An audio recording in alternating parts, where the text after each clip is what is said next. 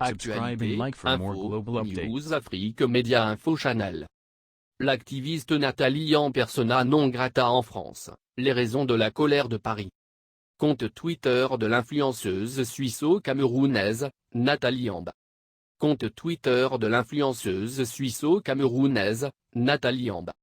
La France a informé l'activiste Nathalie Yamb de son interdiction d'entrée et de séjour sur le territoire français.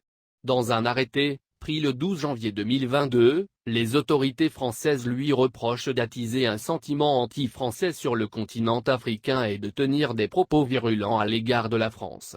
Une mesure prise sur fond de rivalité entre la France et la Russie sur le continent africain, mais qui ne fait pas l'unanimité.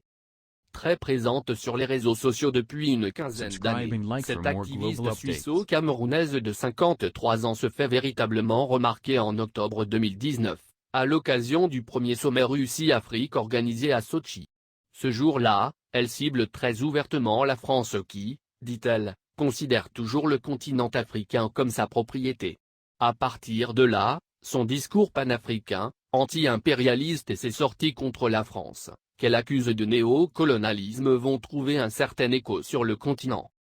Relais de propagande russe sur le continent africain. Nathalie Yamb, très active sur les réseaux, est un relais de propagande russe sur le continent africain et qui participe à la diffusion de fausses informations, sans doute pour des intérêts personnels, en tenant des propos très virulents contre la France en Afrique, y compris en encourageant le recours à la violence, affirme le député Thomas Gassiyou, président de la commission de la défense de l'Assemblée nationale, qui soutient donc pleinement cette décision d'interdiction de séjour en France.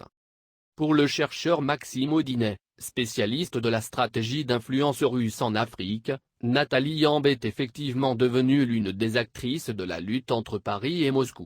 C'est une figure militante qui se réclame d'un panafricanisme radical et qui, du fait de ses positions hostiles à la présence française, a été cooptée par tout un réseau d'acteurs russes, notamment ce qu'on appelle la galaxie Prigojine, c'est-à-dire un ensemble d'organisations, de fondations, de médias qui sont liés à Evgeny Prigojine, le célèbre sponsor du groupe Wagner.